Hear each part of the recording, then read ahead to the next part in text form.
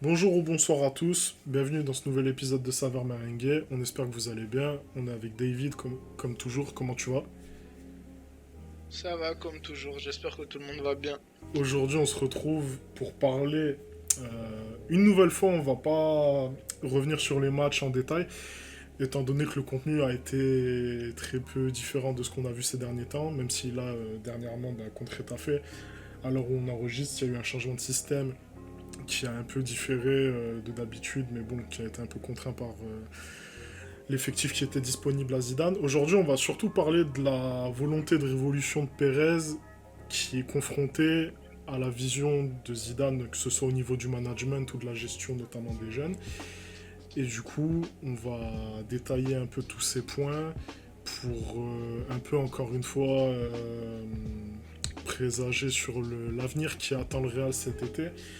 Entre départ de cadre, mais aussi qui seront les acteurs majeurs qui viendront remplacer ces cadres, qui auront donné autant de loyaux services à l'image de Ramos et qui auront la tâche de faire oublier ces cadres. Déjà, par quoi toi tu voudrais commencer, David? Ouais, juste pour dire un petit mot sur cet épisode-là, moi personnellement j'avais envie de le faire depuis un bon petit moment parce que depuis qu'on a commencé ce podcast, on a beaucoup tapé sur Zidane, beaucoup tapé sur les joueurs, à raison, mais on a un peu épargné Perez sauf sur l'épisode précédent. Et je voulais faire cet épisode-là avec toi pour parler globalement de la politique de Pérez, et de sa cohérence, de sa compatibilité avec le coach en place, etc. etc.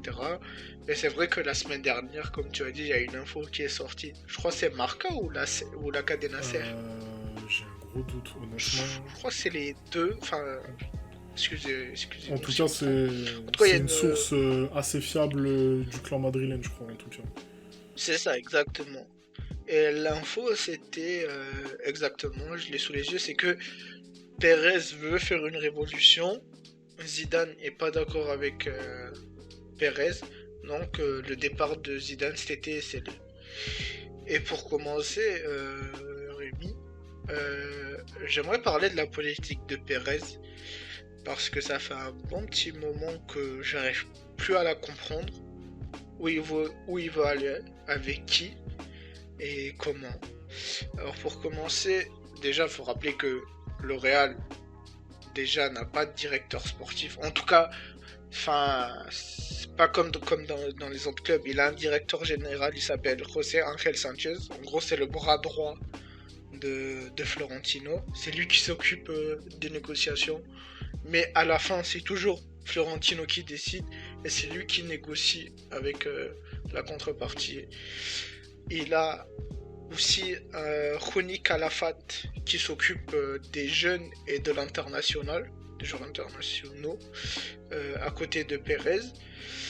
Et c'est vrai que on a l'impression que le board Pérez, José Ángel Sánchez et Zidane ont deux visions différentes. C'est pas on a l'impression, c'est que là l'info vient de nous confirmer ça. Et que sur ce coup-là, Pérez est comment dire ça. Enfin, moi j'arrive pas à le comprendre. T'as un coach comme Zidane qui t'a gagné autant de titres avec autant de succès et tu veux pas laisser les clés du recrutement, enfin pas laisser les clés du recrutement, mais au moins lui donner les joueurs et peut-être les profils adéquats à ce coach-là quand même. Si tu l'as fait revenir. En plus, si je me trompe pas, Rémi, c'est quand il l'a fait revenir, c'est il n'y avait pas des infos comme quoi Pérez lui donnait les clés du recrutement. Si, ouais, en tout cas, c'est ce que les médias ont voulu propager, on va dire, comme image à son retour. C'est que vraiment, là, cette fois, Zidane revenait avec le rôle d'instigateur d'une nouvelle ère, d'une révolution déjà. Ça parlait déjà un peu en ces termes-là à Voilà. son retour. Et que vraiment, cette fois, il aurait les clés d'un projet et que ce serait vraiment à l'image de lui ce qu'il aurait toujours voulu. Et c'est notamment ce que les suiveurs de football attendaient, hein. Moi, je me rappelle sur Twitter beaucoup, sans même avant cela, on va dire, se mettre au point de vue de la volonté du club. Vraiment, voyez ça, le retour de Zidane, comme cette fois-ci, vraiment, cette fois, on va voir ce qu'il vaut vraiment, après qu'il ait un peu fait le pompier de service de luxe et qu'il ait engendré moult grands titres grâce à un effectif pléthorique. Cette fois, dans un effectif qui a un peu plus de limites, qui arrive en fin de cycle, est-ce qu'il va arriver justement à relancer un nouveau cycle? C'est vraiment ce qui était déjà à l'attente, comme tu l'as rappelé. Donc, au final, Zidane arrive. Le seul joueur que Zidane veut et que Perez lui achète, c'est Hazard. Peut-être Ferland Mendy aussi. Si, il y a Ferland Mendy aussi. Je crois que c'est une volonté de Zidane. Mais au final, Zidane a fait un forcing incroyable sur Pogba. Perez n'était pas d'accord. Même José Ángel Sánchez n'était pas Je d'accord crois avec qu'il ça. y avait aussi, au même moment, excuse-moi, je te coupe, je sais plus s'il était de sa volonté aussi de recruter Kanté, même si là, pour le coup, c'était un peu plus cohérent, on va dire, selon les besoins. Je sais pas. Je m'en rappelle pas. En tout cas, j'étais sûr. Enfin, je suis Ouais, sûr pour pour Pogba, Pogba. ça a été un feuilleton, Et le board n'était pas d'accord avec ça. Mm. Déjà, juste sur ce point-là, déjà, c'est bizarre. Tu fais revenir un coach, tu lui dis, je te donne les pleins pouvoirs, il veut un joueur, en plus le joueur veut venir au Real, tu te dis, bon, tu vois, enfin, les négociations, même si c'est Rayola, tu te dis, ça devrait être facile, non, toujours pas.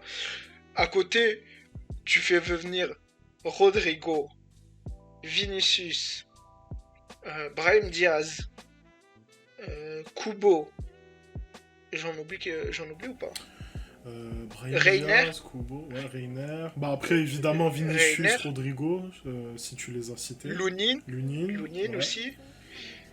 Et un petit joueur de Saragosse aussi. Je me rappelle plus comment.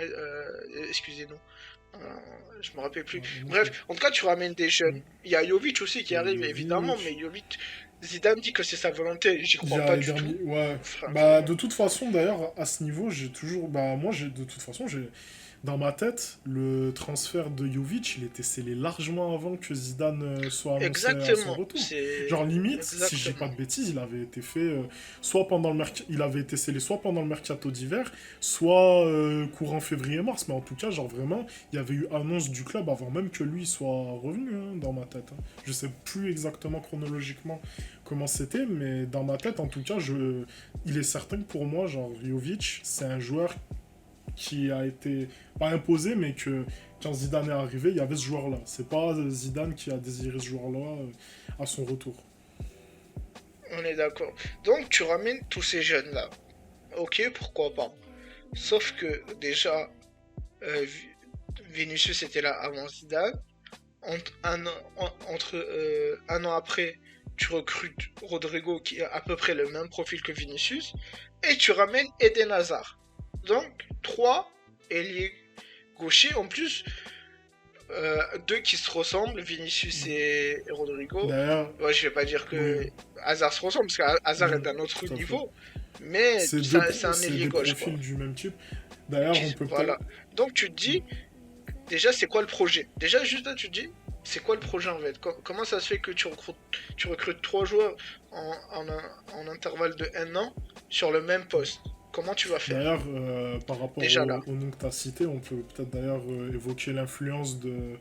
Je me rappelle plus du nom exact de l'agent, mais qui est au. Calafat. Ouais, bah, C'est Rooney Calafat. qui a énormément de contacts au Brésil et qui justement C'est lui qui s'occupe du centre de des jeunes recrutement. Ouais. internationaux.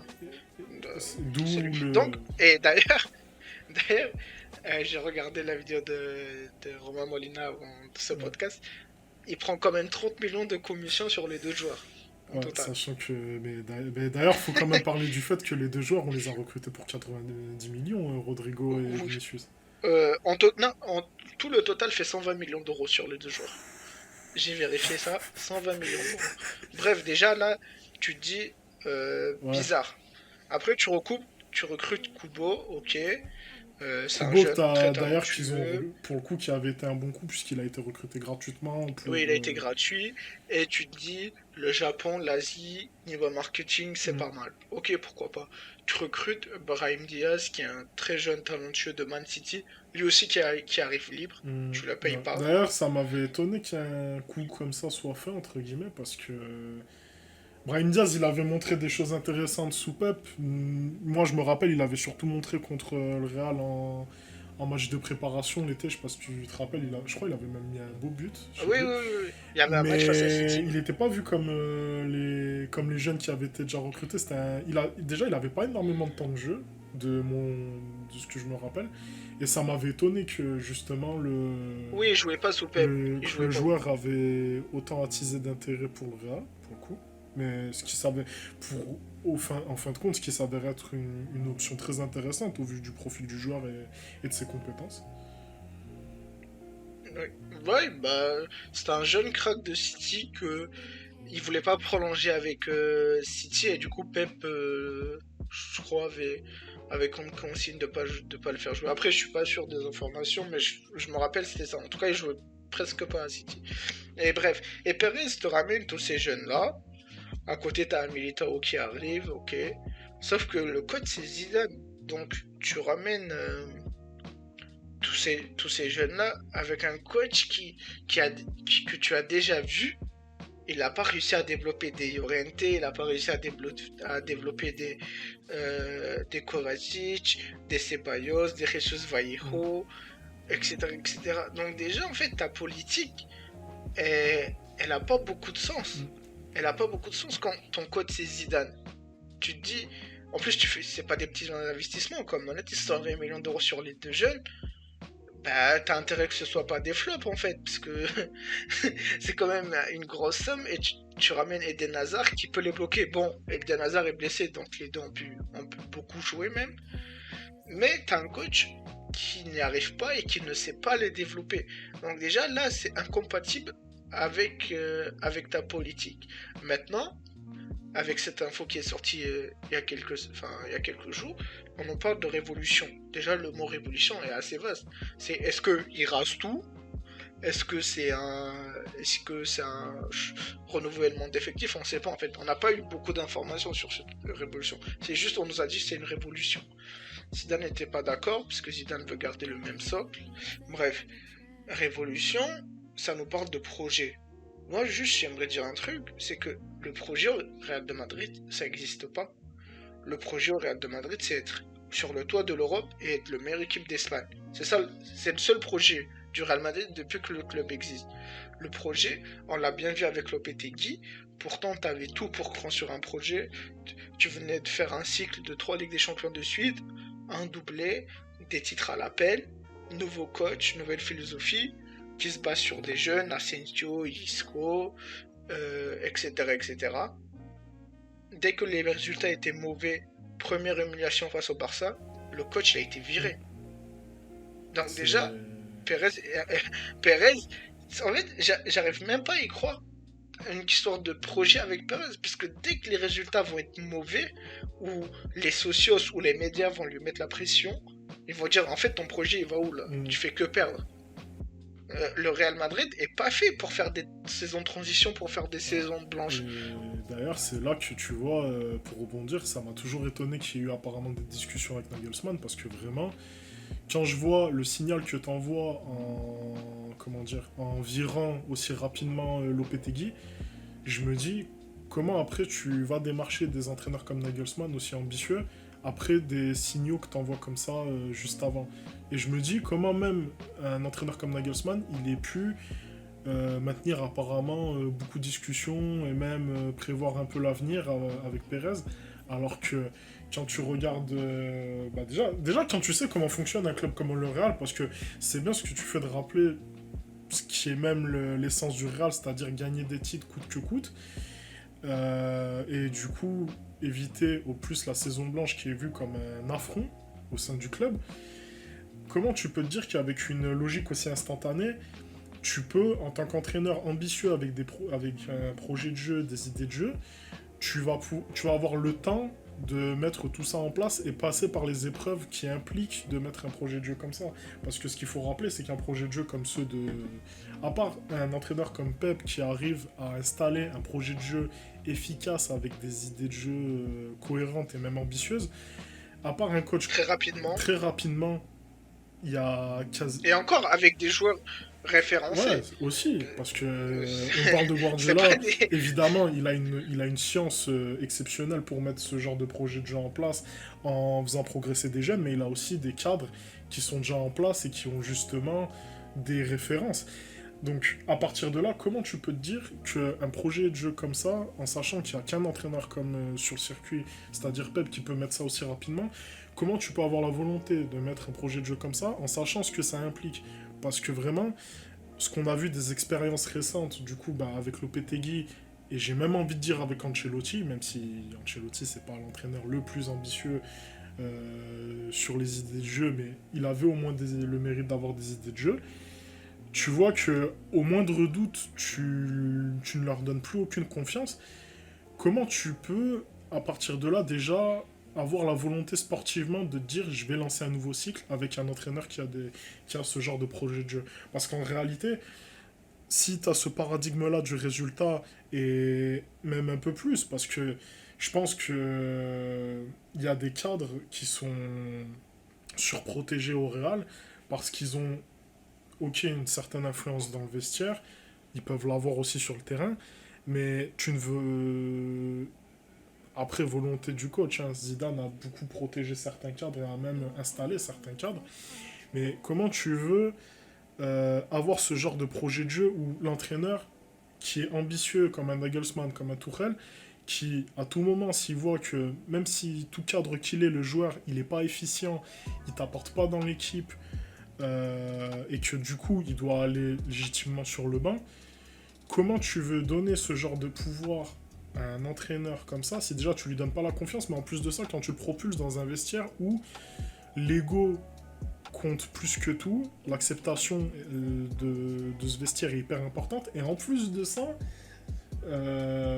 si des choix forts doivent être pris, que ce soit dans le système, que ce soit dans les choix d'hommes, comment tu veux qu'il fasse ce genre de choix avec tous ces paramètres qui rentrent en compte? C'est là que du coup déjà on voit que la volonté de révolution de Pérez, déjà faut se dire qu'il y a des réalités qui vont avec comment est géré le club depuis des années avec ce personnage. Et qu'il faut pas non plus s'attendre à... Bah déjà, moi je pense personnellement, moi en tant que supporter, je peux pas m'attendre en connaissant le club et en connaissant son président à voir débarquer ce genre d'entraîneur ambitieux. Parce que au pire du pire, il fera une saison et ça s'arrêtera là parce qu'il aura pas apporté les résultats. Parce que soit il aura retiré ses convictions, il aura choisi la part du résultat comme l'a fait Lopetegui au début, au bout des premières contre-performances. Soit tu vas prendre un entraîneur qui va jusqu'au bout, mais qui va se casser les dents parce qu'il aura plein de contraintes qui vont arriver en même temps, mais que malgré tout, il aura pris le pas de lancer son processus de nouveau cycle et de projet de jeu, mais tu vas pas lui accorder sa confiance et tu vas pas aller jusqu'au bout avec lui parce que tu n'auras pas eu le retour que tu attends en termes de résultats.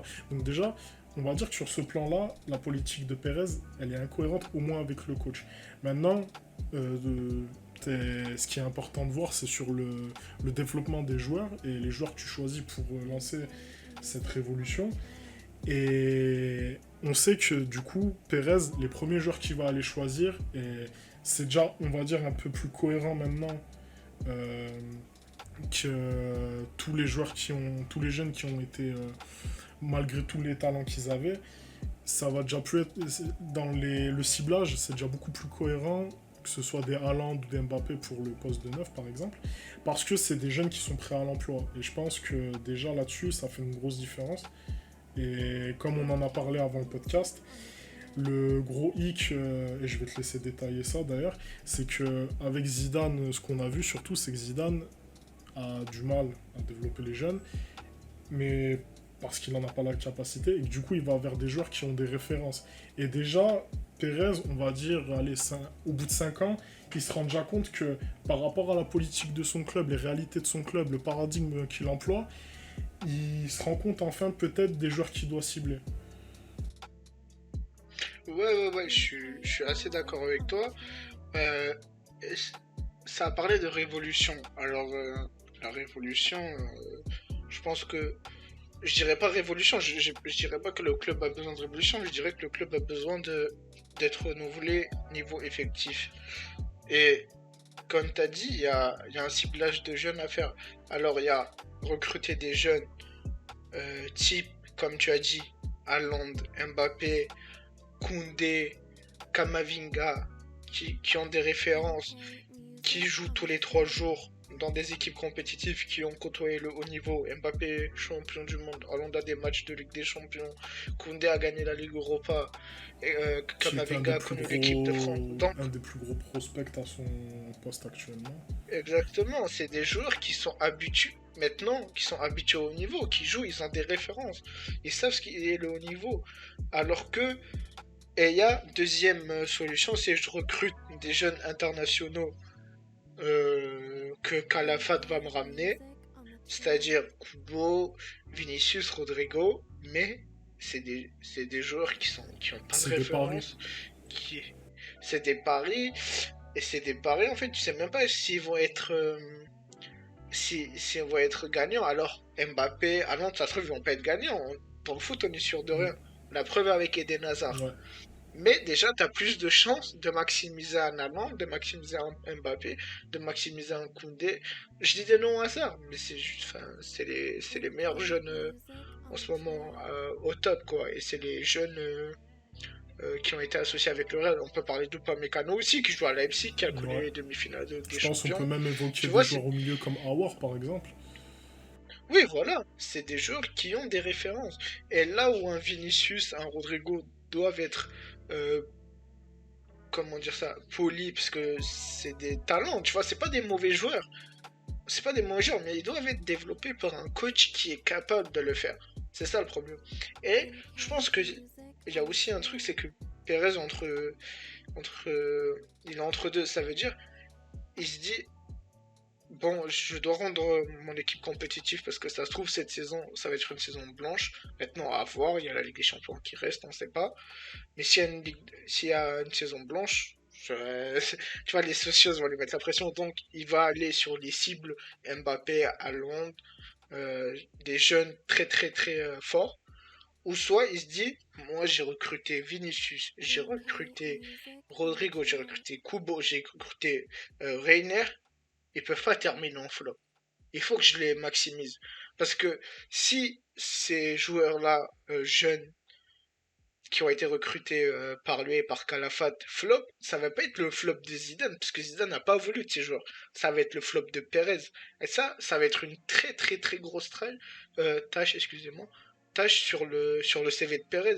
Parce que Perez a un énorme ego, ça tout le monde le sait. Il fait très très attention à son image. D'ailleurs, toute sa politique aussi consiste sur l'image. On le sait déjà, les premiers Galactiques, c'était sur l'image. Donc, si ces joueurs-là finissent par un flop, ou ils finissent aux oubliettes dans un deuxième division espagnole, en prêt, euh, ça va être son flopage. Donc, je comprends Pérez qui se dit, moi j'ai besoin de révolution, j'ai besoin d'un coach qui va les faire jouer, qui va les développer et qui va être performant. Mais ça, au Real de Madrid, c'est infaisable. Comme tu l'as dit, c'est Nagelsmann. Même Nagelsmann, il va vouloir avoir des jeunes compétitifs, un effectif Et surtout des compétitif. profils, Et Nagelsmann, excuse-moi de te couper, surtout je pense des profils qui sont peut-être pas ceux que Pérez, les plus comment dire, les plus marketingment parlant, valuable. Genre vraiment, exactement. Nagelsmann, c'est le genre d'entraîneur justement qui veut aussi avoir un peu ses pépites et qui puisse les développer. À l'image en fait de ce que Pérez a entrepris en 2016-2017 en allant chercher des Llorente. Et puis, je te coupe, mais Nagelsmann, il est dans un club où la politique, elle est définie, elle est claire, nette et précise au Leipzig. Quand il est arrivé au Leipzig, il savait c'était quoi son taf. Il savait ce qu'il devait faire. la politique de Leipzig, elle est claire, nette et précise. Au Real, elle est pas précise. En fait, t'as l'impression que Perez, il veut faire un truc, mais tu sais, il ose pas aller à 100%. Tu sais, genre, il ose pas le dire, il ose pas le faire. Mais si t'as envie de maximiser tes jeunes que t'as achetés à un très gros prix, mais dis-le, dis-le. Au lieu, tu sais, au lieu d'être entre deux, t'as l'impression qu'il est entre deux, il ose pas le dire. Et Clairement. c'est assez frustrant pour nous, parce que si t'as envie de changer politique, vas-y. Mais dans ce cas-là, change de coach, prends un coach qui peut les faire développer, assume que tu vas pas gagner tout de suite, mais comme ça, il a un énorme ego et qu'il fait attention à son image, il peut pas, ça il peut pas. Donc c'est vrai que je suis d'accord avec toi, même Nagelsmann, j'ai du mal, parce que lui, quand il a été contacté, il était à Hoffenheim, il a dit non, je suis encore jeune, je dois avoir de l'expression, je De dois avoir l'expérience. de l'expérience avant d'aller au Real Madrid. Là, si Pérez lui propose ce projet de jeune à faire développer, je pense pas qu'il va venir. Parce qu'il se dit, moi je vais aller droit dans le mur. Dès les premiers mauvais résultats, les médias, les socios vont mettre la pression à Pérez. Pérez, il va me virer. Mm. Et moi, je pense qu'il y a un point que tu as soulevé au début du podcast qui est hyper intéressant et dont on n'avait jamais parlé. C'est que, alors, en sachant que Pérez a une vision d'économiste au club, il a géré le club de manière économique, de manière, je pense, c'est de manière exemplaire. Il n'y a rien à dire sur le fait que le club a jamais eu autant un essor économique et mondial que sous Pérez. Mais en revanche, il a réellement pas la vision d'un président de club de football sportivement parlant. Et ce qu'il a grandement nivelé vers le bas, et on a pu le voir à travers les différentes fenêtres de mercato au fil des années, c'est vraiment l'absence d'un directeur sportif. Car pour rappel, je crois que c'est depuis 2013, si je dis pas de bêtises, le Real n'a plus du tout de directeur sportif au sens propre du terme, c'est-à-dire à l'image d'un Monchi ou d'un Campos, qui va s'occuper du recrutement en adéquation avec ce que souhaite le coach. Vraiment, Pérez a eu les cartes en main pour choisir les joueurs qu'il voulait, plus ou moins en adéquation avec la volonté du coach ou non. Et on a vu notamment on a vu notamment des conflits à ce niveau, notamment avec Ancelotti, que ce soit par rapport à Bale ou par rapport même au profil de relayeur au moment où Kroos a été fait. J'avais vu que Ah, même James. James, même James, est une pure volonté de mm, Pérez. qui s'est avéré au final une très bonne surprise pour Ancelotti. Je pensais surtout aussi au fait qu'à l'époque, il y avait Ancelotti qui voulait énormément Vidal, et à la fin, du coup, il y avait Kroos qui avait été fait par rapport au contexte de sa fin de contrat, etc. Enfin bref. Et en gros, depuis 2013, cette absence de directeur sportif, je pense qu'elle est très très dommageable pour la cohérence, on va dire, de sportive. Parce que quand on voit au fil des saisons, bah, Pérez a voulu entreprendre une politique de recrutement sur les jeunes avec, on va dire, une marge de progression à exploiter, mais qui n'a jamais été réellement exploitée parce que tu as mis ces jeunes entre les pattes d'un coach qui n'est pas capable de le faire. Je pense que déjà, la présence d'un directeur sportif, elle va te permettre déjà de mieux cibler les profils dont tu as besoin parce que au bout d'un moment, tu vois qu'il y a une incohérence au niveau du ciblage quand tu vas recruter Vinicius et Rodrigo parce que tu as le fantôme du loupé de Neymar que tu as eu en 2014. Tu vois qu'il y a un manque de cohérence dans le ciblage rien que des profils, mais en plus de ça, même au niveau des top players, je pense que aujourd'hui, là, actuellement, quand je vois Haaland Mbappé, encore, pour moi, ça me paraît logique. Moi, personnellement, sur le choix d'Alaba, je sais que dans l'immédiat, en termes de top, au vu de ce que tu te diriges vers la perte d'un Ramos. Apparemment, il y a quelques jours, il y a eu la une de Marca comme quoi le Real serait prêt à vendre Varane cet été si ça devait être fait.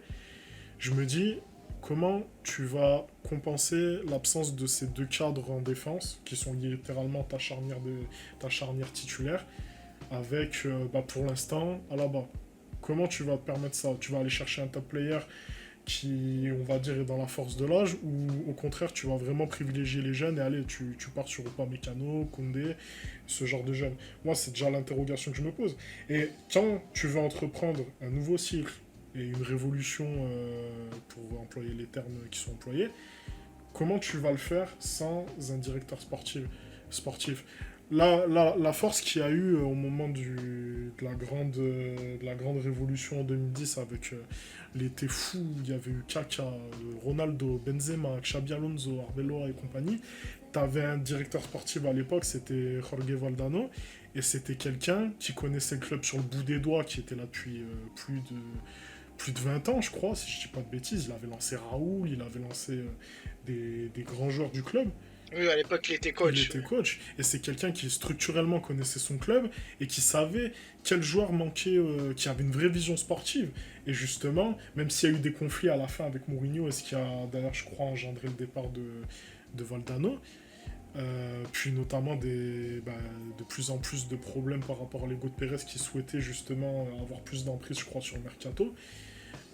Tu sentais qu'il y avait énormément de cohérence à cette époque entre ce que voulait Mourinho et ce que Valdano apportait en termes de profil.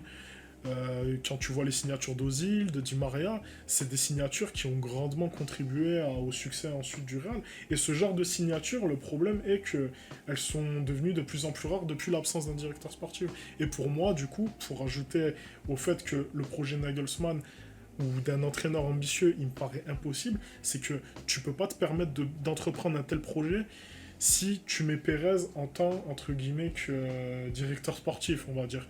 Tu as besoin d'un directeur sportif qui soit en adéquation avec ton entraîneur. On le voit par exemple avec Séville, tu as Julen Lopetegui qui est un entraîneur avec des idées de jeu, un projet de jeu défini, et à côté de ça, au-dessus de lui, pour lui apporter des profils cohérents et qui collent à ce qu'il souhaite, t'as un DS comme Monchi. On l'a vu aussi même avec Sampaoli. C'est un DS qui va t'apporter des profils, des joueurs qui collent à ce que tu souhaites dans ton effectif. C'est peut-être pas parfait, tu peux avoir des ratés, mais au moins c'est hyper cohérent et ça t'évite d'aller à contresens sportivement. Et c'est ça aujourd'hui, je pense, qui manque énormément au Real. Chose qu'on verra jamais, je pense, avant que Pérez n'en termine avec son mandat au Real. Mais c'est quelque chose qui n'est pas imputable si tu veux entreprendre une révolution. Et puis, enfin, je suis totalement d'accord avec toi sur le directeur sportif. En tout cas, moi, c'est même pas vraiment sur le directeur sportif parce que, bon, au Real, j'ai pas l'impression que t'as forcément d'un directeur sportif vu le club attirant que c'est et vu le nom Ah oui, déjà non, ancré que c'est c'est. clair, pour attirer Mais en des tout gros cas, profils, excuse-moi, t'en as pas besoin. C'est surtout pour vraiment cibler les joueurs dont t'as oui, besoin. pour la cohérence et pour la vision du futur. En fait, c'est plus ça qui me pose problème. C'est que t'as l'impression que Zidane a une vision et que Perez en a une autre. Tu sais, les deux sont à l'opposé, limite. Tu sais, il y en a un qui regarde à droite et l'autre qui regarde à gauche. Et ça, c'est très problématique. Ça, c'est très problématique. Et là où je te rejoins, c'est que t'as pas un directeur sportif qui est au milieu et qui dit, ou, ou qui dit à son président, écoute, nous, on a un coach de ce profil-là, on va lui acheter des joueurs de ce profil-là. Parce que ce qui est aussi très problématique, c'est que Perez, je crois que c'est un des seuls présidents au monde, il fait ses transferts à lui tout seul en fait. Ouais, ouais. Il a envie d'un joueur, il va l'acheter. Alors que ça se trouve, tu vois, le coach il en veut pas de ce joueur-là. Tu vois, ça c'est aussi problématique aussi. C'est un des seuls présidents qui le fait. Par exemple, on est sûr que Zidane il a pas voulu ni de Vinicius ni de Rodrigo. Et pourtant, Perez, il est parti aller les chercher. Je suis très d'accord avec toi, c'est très important d'avoir une vision que tout l'organigramme du club ait la même vision. On le voit, par exemple, à Lille, ça a bien marché avec Luis Campos. Et je suis pas non plus partisan de ouais le coach, faut absolument donner toutes les clés du recrutement au coach. Je suis pas partisan de ça moi.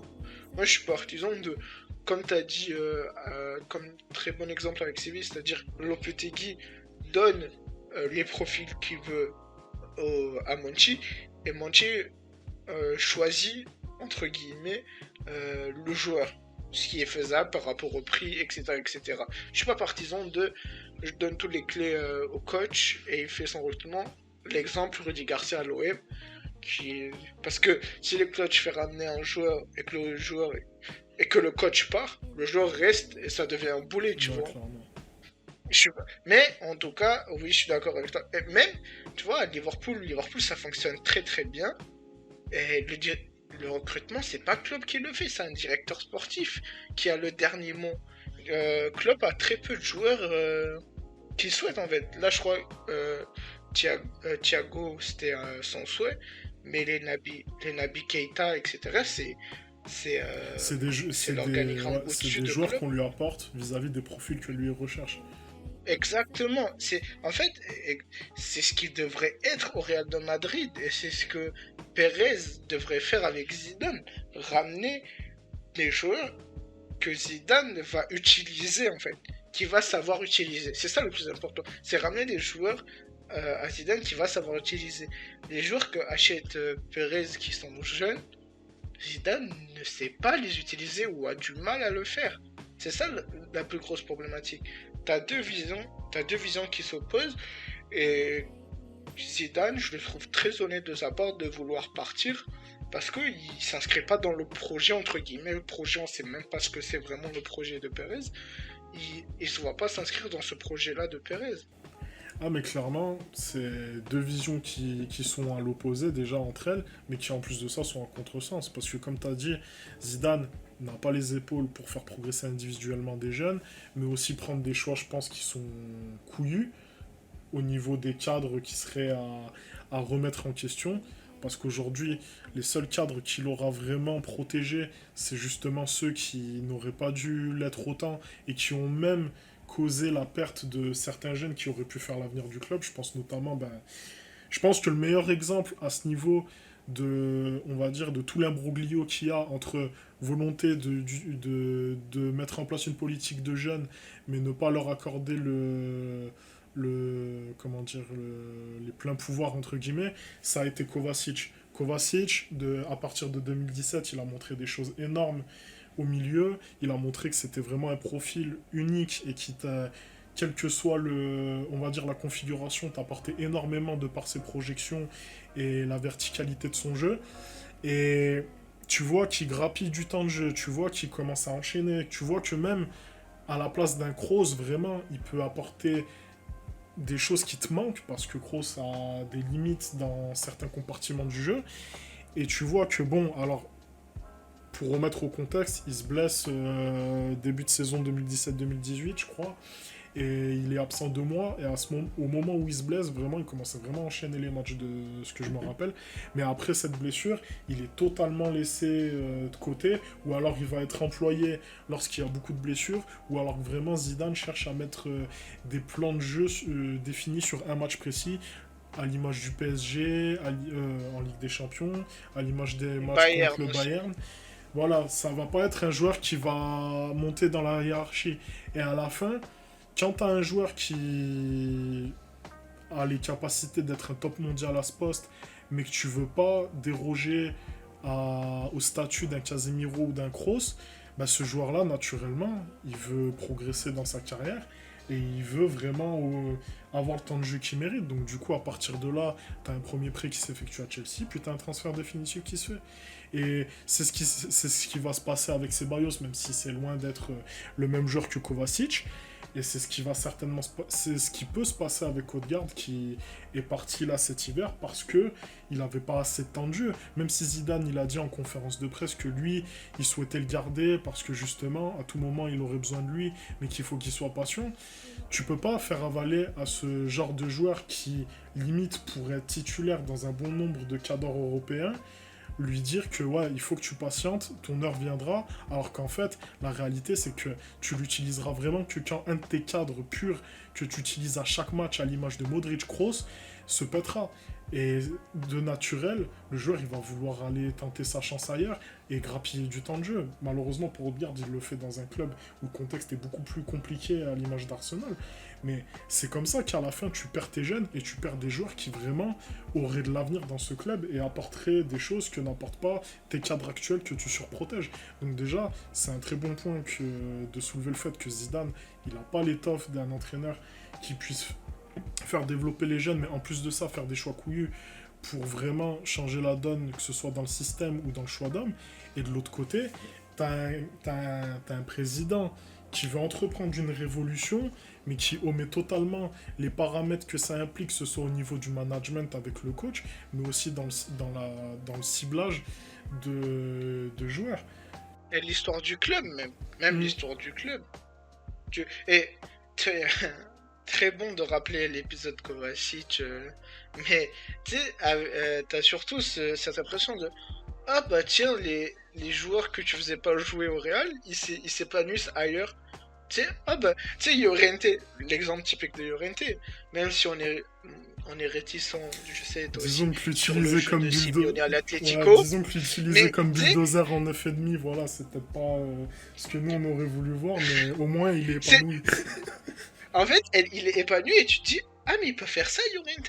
Tu sais, parce que vu que Zidane ne savait, enfin, l'utilisait à contre-emploi, tu sais, Odegaard peut être aussi bon à la Sociedad, être aussi influent dans un jeu dans le jeu d'un club qui joue les 6 premières places de Ligue 1. Tu sais, tu te dis ça en fait, parce que tu les vois tellement peu jouer au Real ou tellement à contre-emploi que ailleurs tu te dis ah mince, tu sais, ah, il aurait fait du bien au Real ce Odegaard ou ce Llorente ou ce Kovacic, mais tu les avais les joueurs en fait. C'est juste que t'as pas su les utiliser comme il fallait. Et j'ai et bon, tu vois, enfin, t'as raison, tu vois sur le fait que à un moment donné, c'est Pérez devra choisir un coach qui qui s'adapte à sa politique. C'est c'est évident. C'est évident que ce sera pas Zidane en Mm. fait. C'est Bah, de évident. toute façon, on l'avait déjà évoqué au dernier podcast, et au vu maintenant de, de l'état, on va dire, comment dire, de ce que renvoie Zidane, notamment dans les conférences de presse, les 2 dernières. Ouais, il est à bout, Il est il est à à bout. bout entre s'énerver contre les journalistes ou alors les prendre de haut et les vanner. Tu sens que là, c'est ces derniers mois. Et j'ai même envie de dire, je commence à croire même que la, vo- la volonté d'un licenciement, elle serait pas étrangère à lui désormais. Parce que quand je vois là la dernière compo où il fait jouer Marvin Park et Arribas ensuite, c'est des choses qu'il fait jamais. Je me dis que là, actuellement, Bon, là, il avait pas le choix. Là, il avait il y un a un groupe détachement de sa hyper part déçu. et qui montre que là, actuellement, je pense que quoi qu'il arrive, en tout cas, on le reverra pas coacher la saison prochaine. Mais je pense que, Vas-y, vas-y. excuse-moi, je te coupe, mais je pense que lui, il est très déçu de la tournure qu'a pris le, entre guillemets, le projet de son Ouais, retour. Je pense qu'il a été extrêmement déçu. Je pense que Perez lui a promis des choses qu'il n'a pas pu finaliser et que lui, il avait un projet Zidane entre guillemets, mais ça s'est pas du tout passé comme lui le pensait, et les choses ont été bien différentes, avec des Vinicius, des Rodrigo, avec la blessure de Hazard, il a pas eu Pogba, ça lui a proposé Van de Beek. Je pense qu'il est très très déçu, très frustré de la tournure que ça a pris son deuxième passage au totalement, Real. ouais. Et tu vois, pourtant, et c'est là qu'en fait, c'est tout le serpent qui se mord la queue, parce que, encore une fois, je reviens sur le fait que c'est deux visions qui s'opposent, mais en plus de ça, qui sont en contresens, c'est que même dans le projet de jeu qu'il voulait, il comptait sur certaines individualités, mais de la façon dont il allait les mettre en place, ça allait pas être plus cohérent. Parce que, par exemple, pour venir sur le cas Pogba, certes, c'est un joueur qui a de très bonnes qualités et qui est vraiment, dans le Real tel qu'il était, il aurait pu avoir un apport, mais tel qu'on sait, toi et moi, on sait que déjà, Pogba, s'il aurait eu un rôle dans ce milieu, ça aurait été le rôle d'un Modric et pas celui d'un Kroos. Il n'aurait pas pris la place de Kroos et il aurait eu à faire le travail que fait Modric en sachant que Pogba, c'est un joueur qui a besoin d'avoir un rôle très défini à l'image de Kroos dans ce Real et qui doit être très bien entouré. Pour moi, tu es obligé, pour avoir un Pogba efficient, d'avoir autour de lui déjà Modric, forcément. Surtout quand tu vois les courses verticales qu'il fait et l'influence qu'il a dans les 30 derniers mètres, tu permettrais d'avoir un point d'inflexion pour Modric. Et en plus de ça, il sera bien mieux entouré sur l'axe gauche avec Hazard et Marcelo et même Ramos à la relance que si tu le plonges de l'autre côté avec Varane. À droite, un ailier dont on n'a aucune garantie. Et bon, il te reste Carvajal. Mais après, il aurait affaire avec un Kroos qui est très statique dans sa zone.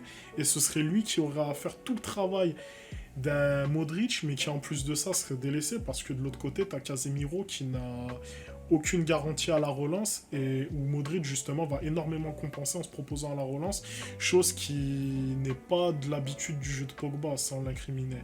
Donc déjà, Puis il y aurait vas-y. excuse-moi, mais il y aurait une accumulation de déchets aussi, parce que déjà Casemiro te rapporte beaucoup de déchets dans le jeu. Pogba, C'est un... bon, je dis pas que c'est un joueur, mais il te rapporte un certain C'est déchet ça. aussi. Ce que fait pas Modric. C'est Parce ça. que. Et du coup, de là, d'avoir la volonté de forcer autant sur un profil comme Pogba, en sachant de la manière dont il allait l'utiliser, c'est incohérent. Donc, au bout d'un moment, tu peux pas non plus en vouloir au club de pas écouter les désirs de Zidane quand tu vois que c'est aussi incohérent. Et c'est là qu'en fait, c'est vraiment le serpent qui se mord la queue. C'est que d'un côté, t'as pas envie de voir les volontés du club parce que c'est incohérent, mais de l'autre côté, enfin du board du club, mais de l'autre côté, tu peux pas non plus vouloir ce que veut le coach Oui, parce que. Et exactement. c'est là que vraiment, Exactement. Je suis pour d'accord. revenir encore à ça, l'absence d'un DS qui fait, d'un directeur sportif qui fait très bien le lien entre le board et l'entraîneur, et même bah, du coup l'absence d'un projet de jeu défini qui soit en accord avec les deux parties, elle crée un contresens total dans le club et ce depuis des années. Et les seules choses qui ont compensé cela, c'est soit vraiment un effectif ultra pléthorique composé des meilleures individualités au monde à l'image de 2017, soit un top coach qui arrive à te faire progresser un effectif en l'état à l'image d'Ancelotti quand il reprend le Real de Mourinho qui avait eu des sessions un peu peut-être pas au niveau du jeu, mais on va dire au niveau du vestiaire et du board, etc. Ou alors vraiment, quand un top coach comme Mourinho arrive avec des idées de jeu, un effectif prêt, voilà, c'est vraiment quand tout est réuni. Mais là, quand tu vois que, à l'inverse des premières années de 2010, il n'y a plus rien qui est en place, il n'y a plus rien de réuni, tu te dis, en te plaçant avec du recul, mais comment arriver à relancer un quelconque cycle si tu fais pas vraiment à tous les étages un travail, que ce soit au niveau du coach, au niveau de l'effectif ou même au niveau du board, jusqu'au président même et de sa vision. Comment tu peux partir et te dire, ouais, il y a une porte de sortie pour que vraiment on retrouve le Real ambitieux, compétitif et même un Real galactique, entre guillemets. Exactement. Et puis, c'est juste pour revenir sur ce que t'as dit sur. Ouais, sur Zidane, t'as pas envie non plus que ça aille dans son sens. En fait, tellement, quand il y a eu l'info de Marca ou de l'Académie Nasser sur la Révolution, j'étais là en mode, ouais, enfin, je vais un peu pouvoir défendre Zidane parce que je l'ai beaucoup tapé dessus et à raison, tu vois. Tu cliques sur l'article, tu lis, puis en bas, il y a marqué, ouais, mais Zidane veut, veut garder les cadres. T'es là, tu te dis, oh non, vas-y, il abuse, il Et on abuse. sait, Tu sais, t'avais une petite sortie où, genre, tu pouvais le défendre, où tu disais, ouais, c'est vrai que Perez lui donne pas un effectif compétitif, etc., etc. Mais il veut garder le même socle. Non, c'est non, tu ça, peux pas c'est en fait. que. Tu Bah peux ouais, pas. parce qu'en plus, on sait quel cadre il veut. Quel joueur il Oui, voudrait conserver. exactement. C'est encore si vous voulez Modric, Ramos, Carvajal, Courtois, Dans son Benzema. état Ok, pourquoi d'esprit, pas. ce serait Varane, Mendy, Mendy, Casemiro, Kroos et Casemiro, Benzema, évidemment. Kroos, évidemment. Sachant qu'il n'y a vraiment que Benzema auquel aujourd'hui je fais entière confiance. Pas dans le sens où Varane n'a pas de garantie, mais voir Varane en l'état de Ramos, faut être réaliste. Ouais. Mendy, comme le nouveau Marcelo, faut pas abuser, même si Mendy peut t'apporter des choses à l'avenir. Et bon, Casemiro Kroos, je pense que chaque épisode, on a eu le temps de les tailler. Vous avez pas besoin d'avoir notre avis sur, Peut-être peut-être que si on n'a pas trop la flemme, on vous prépare une compil de Casemiro sur le compte Twitter de Samuel ouais, Merengue. franchement. Parce que là, face à Getafe, le match était. Son match était Non, mais exquis. on va faire une petite aparté pour parler de ça, mais genre moi, je me pose... Déjà qu'en ce moment, honnêtement, j'ai la flemme de regarder les matchs du Real, je me force entre guillemets. Déjà, samedi, 16h15, Getafe Real Madrid, en sachant l'équipe qui est Getafe, faut... Non, Non, c'était à c'était à 21... Huesca samedi. Attends. C'était mardi le Ah match oui, face à pardon, ouais, Getafe. c'était à 21h, désolé. Et déjà, tu te poses devant, tu te dis, bon, ça va être un match poussif. C'est là, au bout de la. Je sais même pas, c'était avant même la 30e minute, tu vois Casemiro, rond central, qui tape une transversale perpendiculaire en direction de la touche où il y avait absolument personne. C'était le début du match. C'était le Dans les début du 5 match. premières minutes, je crois. Je crois que c'était les... ça m'a donné envie de couper le match. Ah oui, tente à Tu veux l'extérieur. dire quoi? Tu veux faire quoi en fait? À partir de là, tu te dis ouais, bah ouais. Et ce mec-là, et ce mec-là a la liberté Le, de jouer le numéro plus drôle, c'est 10, quand... de... Le plus drôle, c'est quand il a raté son extérieur de jeu et que la caméra lui a fait un plan fixe sur lui. Avec sa coupe là, sa coupe à Ah, la machette là, putain. Oh là là.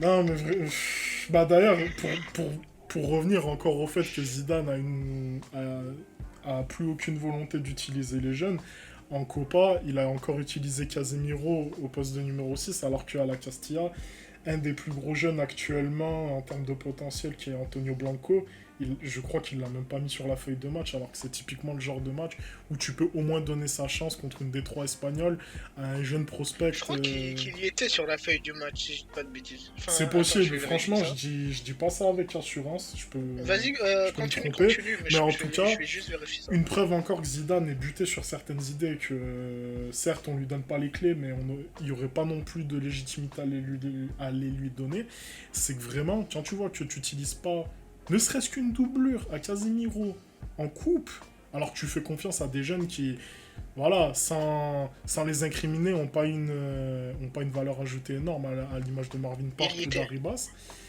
Ouais, il y était. Et que tu n'utilises pas un jeune comme Blanco au poste de numéro 6 où vraiment tu aurais besoin de trouver au moins une doublure à Casemiro. Même pas Juste le. pour voir ce qu'il donne en fait. Ouais, voilà. Parce que vu que c'est un prospect De la de la Castilla. formation, Bah, t'as envie de voir ce qu'il donne en pro. et de voir que vraiment, même en coupe, tu t'as pas envie de sortir, je pense, le joueur qui a le plus de temps de jeu depuis le retour de Zidane. Bah, Qu'est-ce que mais tu veux dire de aussi, plus? tu vois, il y a aussi un truc aussi, c'est que les médias espagnols aussi, c'est catastrophique. Il y a 2 3 jours, il y a Marca qui dit, ouais, avec tous ces absences, Courtois, Asensio et Casemiro prennent du galon. Tu sais, quand tu lis ça, tu te dis, mais même eux, en fait, même eux, il y a un problème, en Bah fait. ouais, Ils font une et ils disent, quand tu vois que individuellement, les seuls joueurs sur lesquels ils osent taper, on va dire, c'est ceux qui, on va dire, amènent le plus de personnalité ou t'apportent le plus de différence. Donc ça veut dire qu'ils se démarquent et que lorsqu'ils vont pas réussir à apporter ça à cause des contraintes de l'équipe, ils vont directement taper dessus, à l'image du cas Isco qui maintenant est envoyé n'importe où. Bon, même si de toute façon c'est un cas acté, je pense que Isco partira cet été. Mais tu vois que des joueurs comme Kroos ou Casemiro, même, peu importe leur état de forme, ils sont toujours préservés par les médias. mais d'ailleurs, Modric n'était pas sur cette une. Mm. Enfin, ce qui est fou, tu vois, ce qui C'est. est lunaire que. Bon, ok, Casemiro il est sur la une, Courtois Mm. a raison, parce que Courtois, encore face à Ah West Ham, oui, il fait non, une mais de parade toute façon, incroyable. Courtois, faut dire que cette année, il Euh, porte énormément le Mais club. que Modric n'y soit pas, c'est une honte absolue. Sachant Et que que. Casemiro y Ouais, soit. sachant qu'il faut quand même. Moi, je tiens à mettre un point dessus, c'est que Zidane avait plus ou moins la volonté de petit à petit le faire monter Valverde dans la hiérarchie et d'en faire le titulaire à sa place pour l'équilibre 11. Mais le truc, c'est qu'il s'est rendu compte qu'il peut pas se passer de son meilleur joueur d'une part, Ouais, il est et qu'en plus de ça, indispensable mais en à fait. 35 ans, le niveau de jeu de Modric, c'est absolument fou. Et je pense que si vous regardez les matchs, voir ce joueur arriver encore à porter une équipe aussi mal en point avec Benzema, parce qu'il faut pas retirer que cette saison, vraiment, Benzema a pris un énorme gap au niveau du leadership. C'est fou, c'est juste fou de voir son niveau de jeu à cet âge-là. Bah, Et. une petite stat, Vas-y. une petite stat. À 35 ans, Modric est le meilleur récupérateur de la Liga. De la Liga, pas du Ah Real ouais, Madrid, de la bah Liga. ouais. C'est le meilleur récupérateur de ballon de la Liga. Comme quoi, le,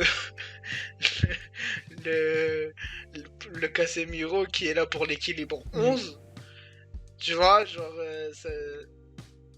ça veut pas grandir, ça veut pas dire grand chose, Bah tu ouais, vois, c'est ça. l'équilibre. C'est une question d'animation, d'intelligence de jeu, parce que Modric récupère énormément de ballons, parce qu'il coupe les lignes de passe, puisqu'il est très intelligent Dans son placement, bah oui, c'est ça. dans son placement. Et ce qui paraît encore plus fou, c'est que, et je sais pas comment Perez a fait honnêtement pour prolonger Modric encore 2 ans, je crois. Il va y avoir sa prolongation jusqu'en. Non, ça va être un an sa Ah, prolongation. ça va être qu'un an. Ouais, j'ai lu, c'est un an, c'est pas deux. Ouais, bah. Ah, tu m'étonnes que s'il donne 2 à Modric et qu'il donne 1 à Bah, Ramos. parce que moi, Là, dans c'est ma tête, scandale. j'avais vu qu'il allait être prolongé Non, plus non, c'est longtemps, un- mais bah, du coup, non, c'est un an. je me Mais trompe. du coup, Modric est d'accord avec ça. Ouais, mais te dire que d'ici, on va dire 2 ans, tu vas certainement perdre tes 3 cadres que sont Ramos, Modric et certainement Benzema, qui je pense. Moi, je mets un petit pari, comme ça, on exclut pour saveur merengue. Je pense cet été que Benzema repart à Lyon. Comment? J'en ai strictement aucune idée. Il a des infos. Mais. Il a des infos. Non, Exclu. franchement, je le pose Ah, comme mais ça. ça sur Twitter, ça va peser. Source, ouais, source saveur merengue. Mais je pense sincèrement que Benzema part cet été de par l'état actuel du club, déjà. Sachant qu'il avait déjà essayé en sous-marin de se tailler avec des conversations avec Milan, entreprises par son ancien agent qui ont été pistées par Di Marzio, déjà à ce moment-là. Mais là, avec son ancien agent qui a parlé du fait qu'il ait la volonté de revenir à Lyon, en plus de ça, à son meilleur état de forme, c'est-à-dire qu'il ne revienne pas juste pour faire son jubilé. Moi, je pense que, et puis même Olas qui a parlé qu'il est clairement ouvert à cette idée, moi je pense que le cheminement se fera d'ici là pour que Benzema, s'il y a une arrivée en plus au poste de neuf, moi je pense que va y avoir volonté à ce que Benzema y parte et que le départ à Lyon se fasse. Mais. Après, ça dépend de. Non, ça dépend parce que, vu tous les infos et vu tout le contexte autour du club, Zidane va partir. Donc en Donc, plus de ça, c'est un nouveau tu coach. retires un élément qui, on va dire, maintient Mais après, Benzema. Perez, c'est son chouchou. C'est clair, je pense même que c'est le joueur qui l'affectionne le plus dans l'effectif, hein. C'est ça en Je fait. pense même qu'il l'affectionnait c'est déjà que- au-dessus de Ronaldo à l'époque. Donc, Ah, mais bien sûr. Ah, mais oui. moi, C'est le chouchou. Mais le truc, c'est que il peut partir s'il y a un nouveau coach, s'il y a un Haaland, s'il y a un Mbappé qui arrive, et qu'il y a un nouveau coach qui dit ouais, puis, Benzema il peut moi, partir, moi j'ai je, mon neuf. je pense qu'il y aura un gentleman accord entre Benzema, Perez et Olas pour que ça se fasse, à mon avis. Ouais, Je ouais. pense, On verra vraiment, bien, on verra moi, bien. ou alors vraiment l'été 2022. Mais moi, je vois pas impossible ce départ, en sachant que Ramos, c'est acté, partira. Donc, en toute honnêteté, se dire que tu vas perdre tes 3 cadres et on va dire les 3 derniers de ton cycle tonitruant avec le doublé de Liga, la Liga, les 3 Ligues des Champions. Comment tu vas entreprendre la suite? C'est ça, et Ça va être dur. c'est ce qu'on a essayé, on va dire maintenant, de mettre en lumière point par point durant ce podcast. Comprendre du tramadol. Ah ouais, là vraiment, là je pense qu'on vous a vraiment donné aucun élément d'optimisme ou d'espoir après le podcast. Et Non, faisons confiance à Jules Koundé qui va arriver cet ouais, été. Le meilleur défenseur central du monde. Julius Koundé qui va arriver, qui va nous sauver. Avec peut-être l'arrivée de, je sais pas moi. Au milieu, toi t'aimerais qui là, honnêtement? Parce que va falloir qu'on espère quelqu'un au milieu, je pense, à en arriver. J'aimerais bien un Scott McTominay. Ouais, très bon joueur de ballon, rugueux sur l'homme.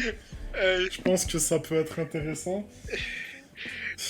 Scott McTominay pour rapporter encore plus d'équilibre à un milieu Casemiro, Kroos, Scott Vraiment, McTominay. là, ça respire le football. Ce serait Je bien, pense que. Et avec ça, en plus, t'aurais un Kroos qui pourrait jouer davantage dans les 30 derniers mètres. Ce serait. Et en défense, j'aimerais bien. Je sais pas, j'ai pas de vanne. Rudiger, Oh purée. un Antonio Oh Rudiger. purée. Pourquoi pas. Putain. Mais. Non, sans blague. Non, vraiment sans blague. Au milieu, j'ai pas Moi, d'idée. franchement. Koussem, c'est bien, Ouais, Koussem. voilà, c'est. Je En... te jure, je me rattache à des trucs. C'est vraiment, c'est. Awar, Koussem, c'est bien. On leur Kamavinga, donne même si c'est un Benzema, jeune. il nous donne Koussem, on leur donne Ouais, voilà, Benzema. ça peut aussi être inclus dans le projet Benzema Retour à Lyon sur lequel on fixe un pari. Mais. Puis devant, toi, du coup, t'aimerais Mbappé? Ou Haaland? Ou Non. quelqu'un d'autre? Si j'ai le choix entre Haaland et Mbappé, je prends Haaland. Ouais. Parce qu'après, il y a. Bah, Haaland, vu ce qu'il montre, Ouais, là, voilà, c'est... il est encore ça fait plus. Ouais, et peur. puis il est encore plus prêt à l'emploi que Mbappé. Ouais, Haaland. Mais après, si Mbappé vient, on crache pas dessus, loin de là. Ouais, ouais. Après, faudrait qu'il redevienne un joueur de foot si possible. Parce que en ce moment, Ouais, ça devient ouais. compliqué. Après, moi, j'avais vu un. Parce que du coup, il y a pas mal de gros joueurs qui vont être en fin de contrat là cet été qui n'ont pas à prolonger. Il y en a un que j'ai vu. Moi, je voulais avoir ton avis. Je sens la vanne. Non, tu la feras la vanne alors parce que moi, je l'ai peut-être pas. Mais Agüero en fin de contrat. Qu'est-ce que t'en penses? Ouais, en 2011, ce serait pas Ouais, mal si on était en en 2011. 2011, on stream, je pense. Ouais. Non, mais tu sais, sans blague, Agüero. Bah, après, je Mais réponds, tu mais sais on livre, mais wesh, tu sais en pro. que Agüero, je signe, ouais. Mais après, enfin, j'ai l'impression que là, niveau blessure, il est pas mal lui aussi. Ouais, il a l'air énormément. Ça commence à vieillir un Ouais. peu. Mais en fait, là, ce que je me dis, c'est que n'empêche, pour entamer une révolution, je pense là, ça va être le dernier point qu'on va aborder, parce que ça fait quand même 1 heure de podcast. Attends, juste un petit Vas-y. truc pour qu'on ait des vues. Riyad Mahrez, on stream nos amis algériens, Tout à faut le fait, savoir. tout à fait. Rimarez, bien entendu, qu'on stream sur le côté droit. Et les droits, évidemment, qu'on Ah oui, stream. oui, oui. Mais n'empêche, d'ailleurs, ça me fait penser, mais comment ça se fait qu'on ne soit jamais penché sur ce joueur alors qu'on aurait pu tellement le signer 20 fois? Bah, C'est écoute, c'est un des grands mystères de. Bon, après Perez aussi, il faut savoir qu'il regarde 3 clubs et. Au mieux dans l'année. mais là, Pérez, il pense qu'à acheter un mineur brésilien. C'est ça, putain. C'est terrible. Vraiment, c'est. Mais du coup, ouais, le dernier point que je voulais qu'on peut aborder aussi, c'est que la révolution que veut entreprendre Perez, quand même, les options en termes de individuels, les top joueurs qui pourraient se permettre de recruter le Real, il n'y en a pas énormément disponibles sur le marché, mine de rien. Euh, bah, il y a. Moi, je te dis, Scott McTominay, pour un bon prix, on peut le prendre. Hein. Misère. Mais je pensais, mais genre, même un Salah aujourd'hui, qu'est-ce que tu veux attirer un Salah en vrai de vrai? Genre, Non, mais c'est ça aussi. Il y a aussi, après Perez, on lui a beaucoup tablé dessus, hmm, mais il y a aussi une réalité du marché avec le Covid et niveau financier. C'est que les joueurs, surtout en Angleterre, un Salah, un Mané, ils sont dans une équipe compétitive, ils ont des très bons salaires. À part pour le nom Real de Madrid et pour, comme le a fait un Ronaldo prestige. quand il était à United, voilà, où il s'est dit, bon ben je vais aller me prouver Hmm, au Real. Je vois pas en quoi ils vont venir au Real, tu vois. Tellement le projet du Real est flou. hmm. C'est ça. Et moi, en fait, surtout, ce qui me fait peur, c'est le poste de neuf. Parce que je me dis, admettons, contre toute attente, le PSG prolonge Mbappé. Haaland, on sait pas comment le dossier capote. Tu te rediriges vers qui concrètement? C'est. Euh... Morata. Je rigole, je rigole. Je Peut-être que rigole. Edinson Cavani sera un peu en désillusion du Ah côté oui, d'Old Trafford. Cavani. Là c'est plus 2014, mais en stream. Ouais, c'est dur, c'est Faut- dur, c'est dur. on pourrait parler peut-être 2 secondes du fait que lorsqu'il y avait des discussions avec Lewandowski, des supporters du Real n'en voulaient pas. Bah écoute, C'est c'est un concept assez c'est intéressant quand triste. même. Sachant que, bon, bah... Ah bah, au pire, on peut aller, si allant de capote, on peut aller chercher Lewandowski, c'est allié, Ouais, lui bah, aussi. Ça fait 10 ans qu'il est au Bayern, ouais. il peut venir au Bah Real. oui, C'est son rêve. il fait 2 petites années en léger Guy, avec Hazard qui se pète tous les 4 mois, ça peut le faire. Non, mais plus sérieusement, bon, je pense qu'on a fait vraiment le tour. Ouais, parce que là, c'est parti en Là, couille. là, ça commence à aller un peu trop loin, je pense. On est un peu déconnecté. On vous remercie de nous avoir écoutés. On vous remercie notamment pour les vues du dernier podcast qui ont été quand même pas mal. On espère qu'on a vraiment abordé le sujet en fond, enfin, de manière profonde. Et oui, et on reviendra pour le match face à Atalanta. Ouais, on va revenir. Je pense qu'on va pas faire de podcast sur Valence. Ouais, je pense qu'on va faire un podcast qui sera vraiment focalisé sur ce match précisément. Je pense qu'on aura des choses à dire. Peut-être avec des invités. À voir. Sûrement même. Ouais, à voir. Donc voilà.